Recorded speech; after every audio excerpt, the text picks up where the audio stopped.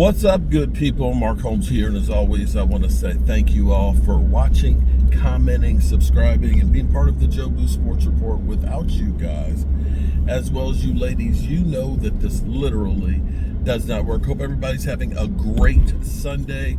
You know, I had to clamp back at my boy. Game Time Brian calling me old and big boy. I think he's trying to say I'm old and fat. You know I got all this gray up here. You can call me gray beard if you want to, because it's definitely feeling it. And I'm getting a frosted up here as well. I know I've got some miles behind me, but you know what? They don't build shit today like they did in the past. You know what I'm saying? This shit here, that shit's solid as a rock. Be that as it may, we have to know our limits, okay? I ain't gonna be out there when it's like 110 like it is in some places in the country, out there busting a hump and stuff. Be that as it may. We've seen a lot of stuff out there almost on a daily basis. We've seen Trevon Diggs videos where he's out there working. Yesterday it was over the hurdles and stuff. Today it's him working with Micah Parsons and everything else.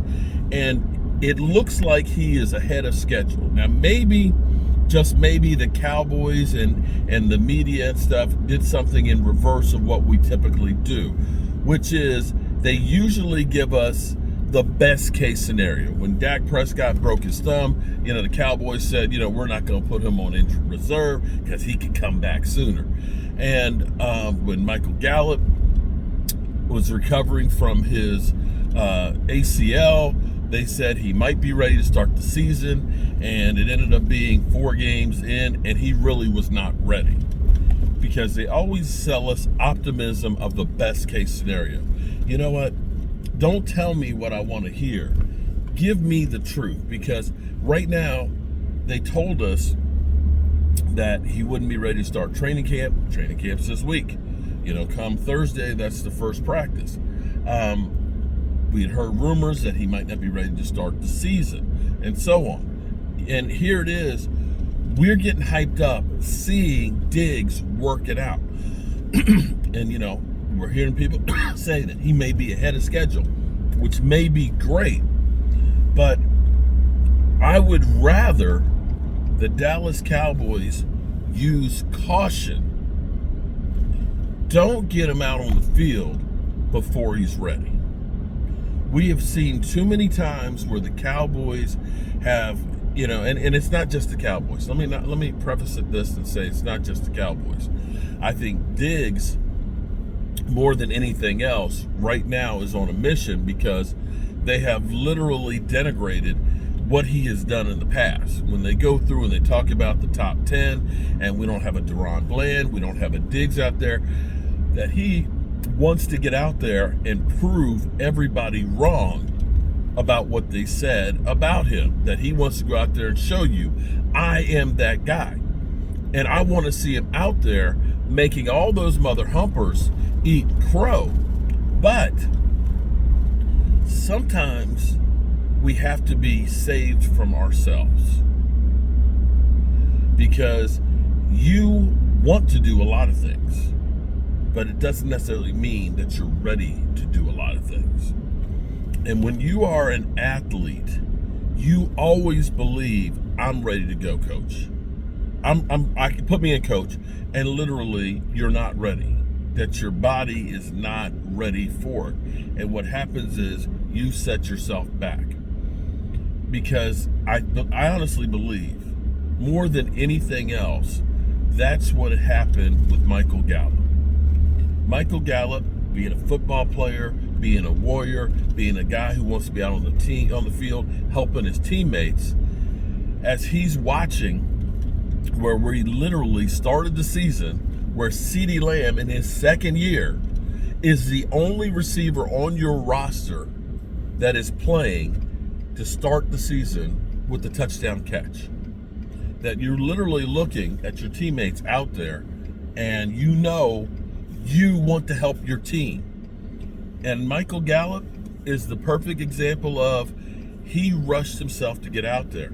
and his body was not ready. You could see that he did not have it. And I think that whole thing led to a lack of confidence, that he did not trust his leg. He did not having the jumping ability that he had before.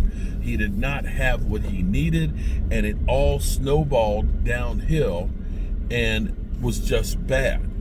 And I do not, and we cannot afford to have the same thing happen with Diggs. If Diggs is ready to go, I want him out there.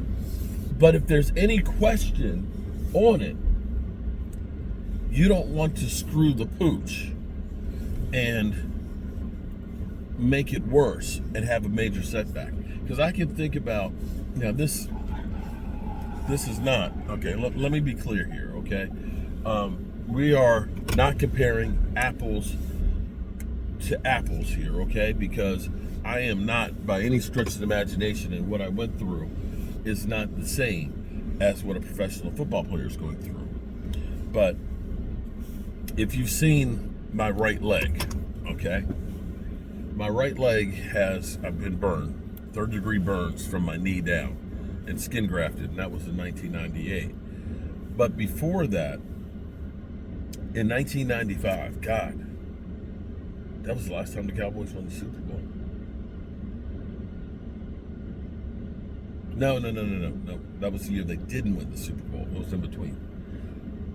Because it was 94 the year, and then it was into New Year's. But I had a Streptococcus A infection in my knee, which was a flesh-eating bacteria. And I had, on the eve of New Year's Eve, I had the first of 3 operations on my knee. They scoped it first, trying to get the infection out of it, but the infection was so thick that it clogged up the scope. They went back in 2 days later, they cut it open, and so there's a scar. It was about an 8-inch scar where they opened up my knee and they literally scraped out the infection. And had they not done that, I wouldn't be here talking to you now. And they opened it up, they packed it for 3 days. They didn't sew it up. They went back in and they ended up cleaning it out some more before they sewed it up with, felt like 50-pound test fishing line. When I was recovering from it, I spent a long time learning how to walk. And once I was finally able to start moving on that leg, I remember being in the townhouse that we lived in, and I started just doing the steps. I'd start out from the basement, and I'd go all the way up to the 2nd floor. And it was great because I was getting that work in, and I was pushing it. And going back down on one of them, I slipped on the landing, and I jolted it. And when I jolted it, it shocked the whole thing, and it swelled up like a balloon, and it set me back longer. And so literally, because I wasn't ready for it just at that time, it ended up hurting and taking longer to heal.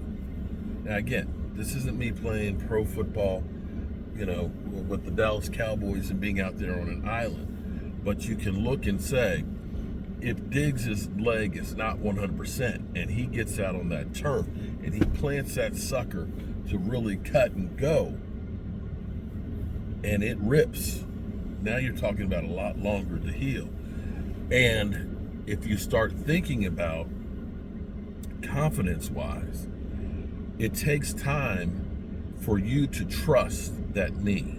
Trust me, believe me, because every time you plant and you feel a little jolt, you're gonna think and have that memory in your leg about it tearing. And it takes time before you're just ready to just let it go.